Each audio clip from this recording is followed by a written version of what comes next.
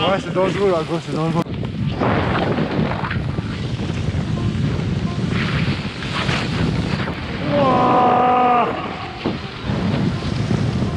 On a été des sales gosses quand on avait exactement leur âge. Et à eux de faire les sales gosses maintenant. Moi, je pense qu'il faut essayer de séparer être sale gosse entre un sale petit con à faire chier tout le monde et avoir l'opportunité d'ouvrir des nouvelles possibilités. Au-delà de la connerie, pour moi, il y a le délire justement de suivre ces traces qui ont été faites avant, puisque aussi bien des descentes que des montées dans ces belles vallées.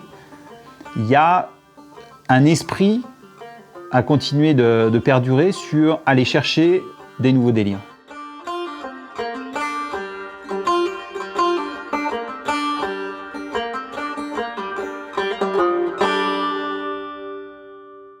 Pas dans l'esprit, c'est l'esprit justement qui perdure. Donc quelque part, il prolonge l'histoire.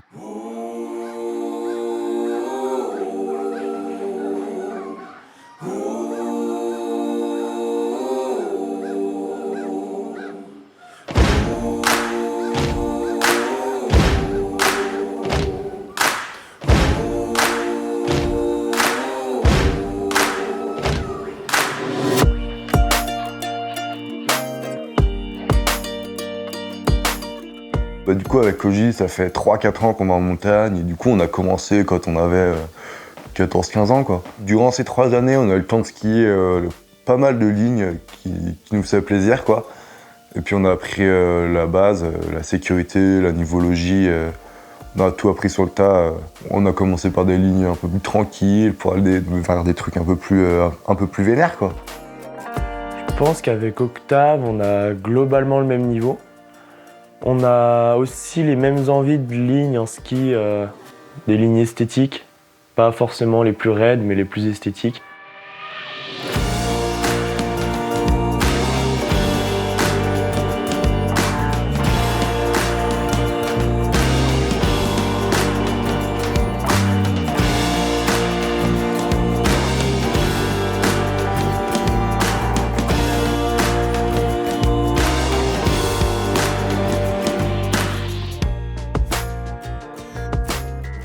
Chamonix, c'est tout à portée de main. Les montagnes en 5 minutes. Ce qui fait la valeur de Chamonix, c'est l'utilisation de tous nos jouets avec un minimum de déplacement et d'avoir tout à portée de main, c'est quelque chose d'unique.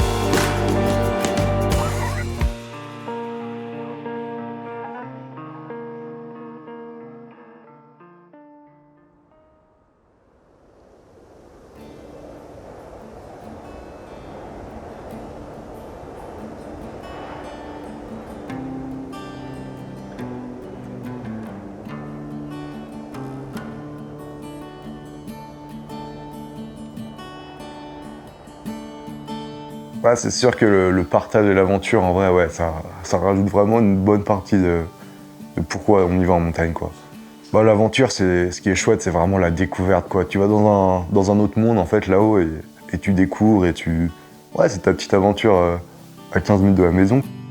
Au-delà du fait de skier de belles lignes, c'est de partager un super moment avec son pote dans un environnement hostile. Ça crée des liens de fou avec son pote et des moments qu'on n'oubliera jamais, quoi.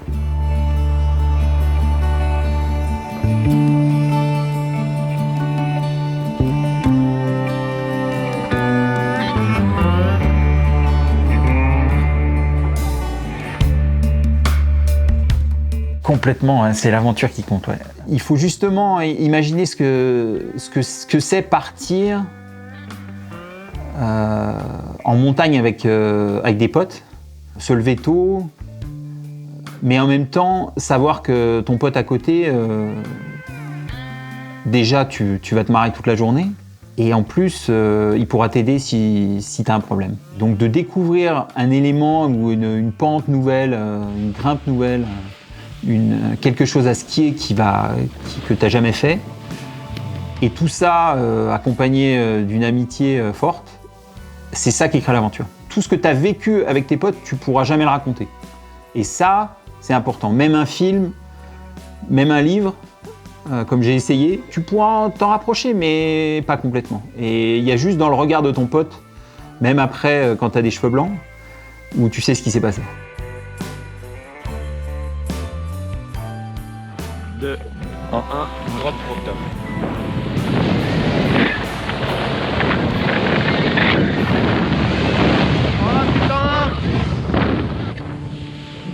Oh la méga plaque! Oh gros la méga plaque! On se doutait que ça pouvait partir, quoi. Ça m'a un peu surpris, c'est la taille de la plaque, quoi. Ça s'est vraiment propagé et c'était assez impressionnant, quoi. En vrai, j'ai même pas eu trop le temps de flipper, là. En fait, ça se passe tellement vite dans ta tête et tu sais que ça part. Tu comprends assez vite, en fait, si t'es vraiment dans la merde ou si t'es bien. Là, je me suis assez vite senti bien, en fait, donc... Après, ce qui peut faire un peu peur, c'est que tu te dis, si ça repart dans le bas de la face, ça fait chier, quand même. Je pense que je suis complètement avec eux quand ils prennent des risques, et des risques plus importants que les autres.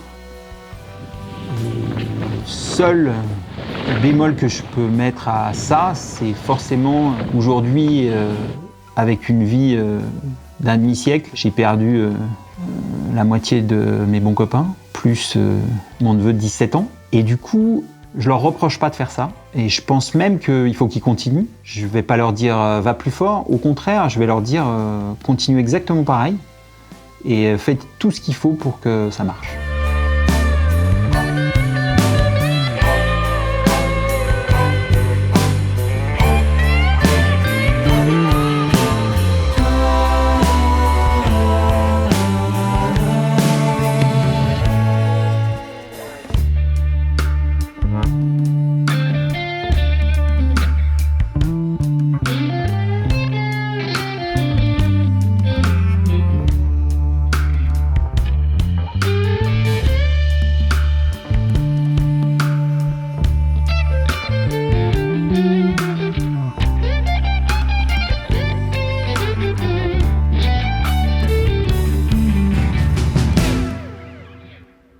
Chercher les watts, c'est l'essentiel.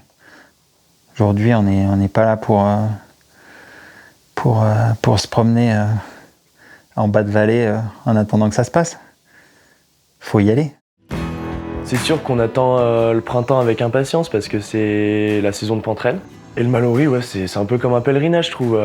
Tous les ans, faut y mettre un peu les pieds, tu vois. Le Mallory, c'est droit sous la benne de l'Aiguille du Midi, deuxième tronçon. Tu peux pas faire plus direct. T'es exactement sous les câbles de l'Aiguille du Midi et t'as 1000 mètres à descendre. C'est un truc que t'as envie de faire, hein. Tu le vois tout le temps, en fait, quand tu prends la benne de l'Aiguille. Donc forcément, t'as envie d'y aller, quoi, à un moment ou l'autre. C'est raide, mais à quelques parties, c'est vraiment très raide. Et le truc, c'est que t'es toujours exposé au bar.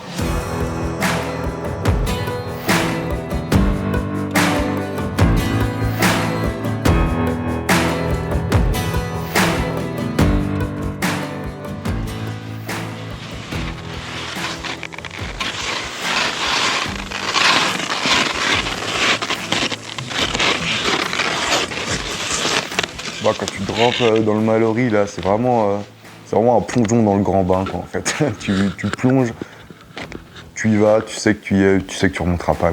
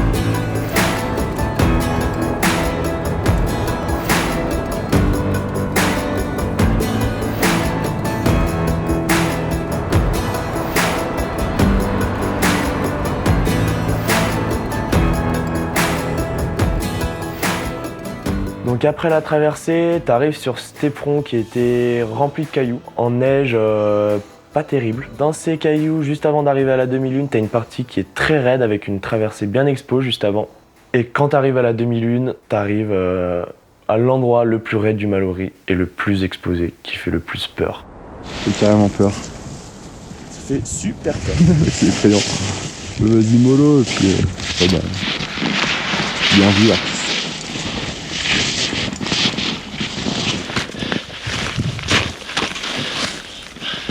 Allez. Ok, 1.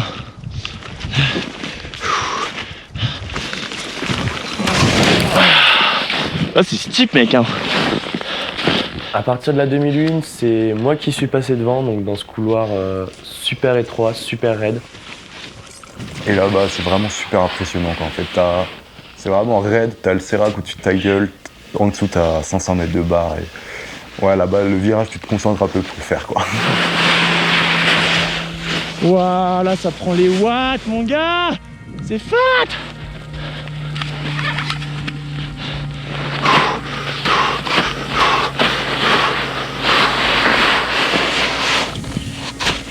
Oh fais gaffe là mec hein. Ouais. Attends un peu hein. T'es bien là? Oh putain de sa mère.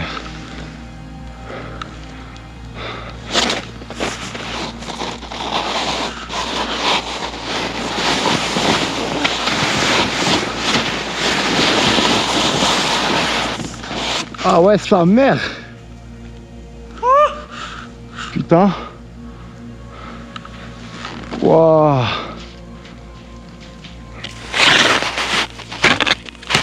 Fais gaffe là c'est glace.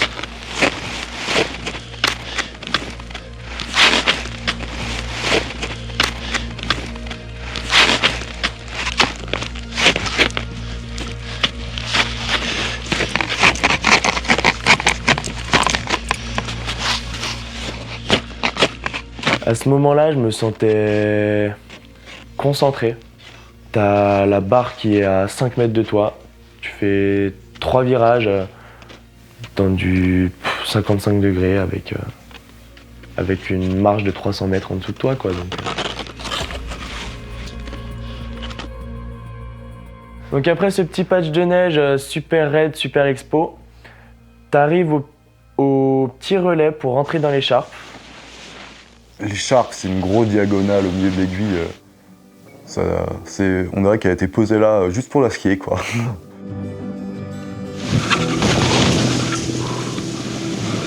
Donc en bas de l'écharpe, petit passage un peu raide avant d'arriver au relais. Et la neige est un peu moins bonne que dans l'écharpe encore, donc une neige un peu dure, croûtée. Je me mets au relais en premier, et là j'étais vraiment pas terrible, quoi. Le relais, les cailloux.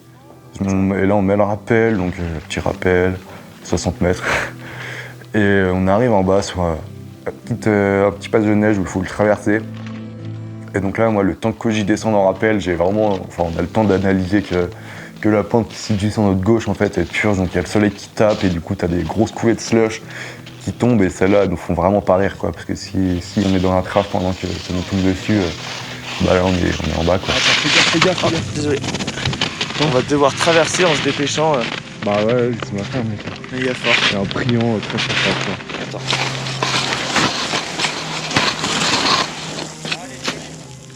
Quoi? Joli.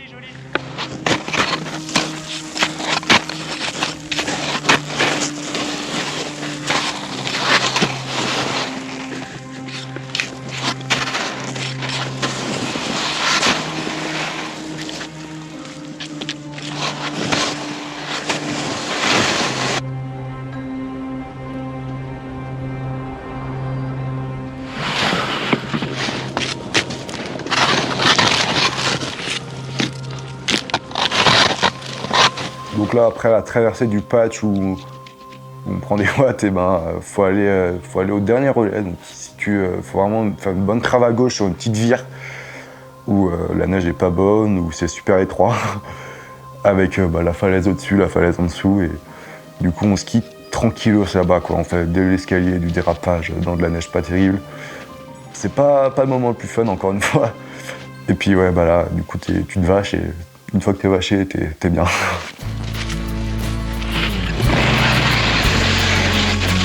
Alors pour moi, je me reconnais complètement dans ce qu'ils font et c'est pour ça que je suis là aujourd'hui à vous parler. Parce que c'est justement une jeunesse, comme je disais tout à l'heure, une jeunesse, elle est courte. C'est pas seulement en profiter, comme on dit, ce mot qui est souvent galvaudé, mais c'est l'utiliser à l'essentiel. Quand je les vois aujourd'hui, ça me fait sourire parce que justement, moi j'ai vu Koji au-dessus de chez moi, dans les bois, en train de monter au Mont Blanc, quand il avait 13-14 ans, j'imagine. Et quand je l'ai vu, je me suis reconnu.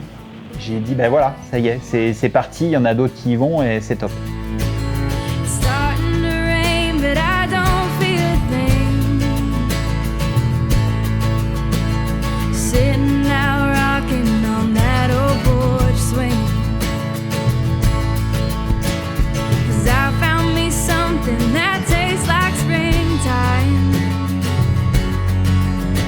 Just sitting here sipping on dandelion wine. All my life I've known some things you can't control.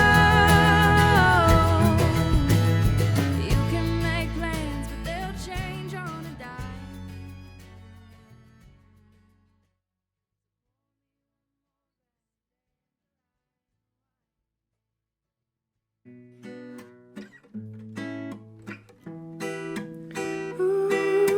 Hello everybody, c'était pour dire qu'aujourd'hui je suis là-haut, mais aussi ici, proche de mes amis ainsi que de ma splendide famille.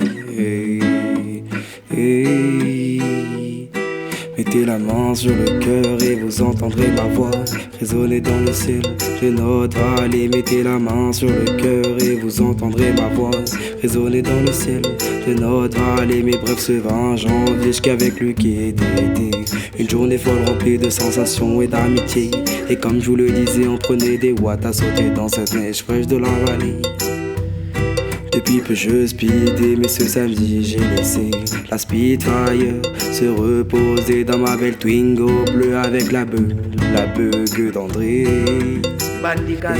Mettez la main sur le cœur et vous entendrez sa voix résonner dans le ciel de notre vallée. Mettez la main sur le cœur et vous entendrez ma voix résonner dans le ciel de notre vallée. Pendant que les bros ridaient au rond, moi je me sentais pas d'y aller. J'ai donc droppé au fond de la vallée pour rider là au pao avec mon roquiné et le blondinet. Ouais, c'était chill, on roulait, puis on se gazait pour pouvoir enfin s'envoyer. In the middle of the day, there's no change. It was still good to ski, but I'm starting to get a little tired. But I couldn't stop skiing the pow of the valley.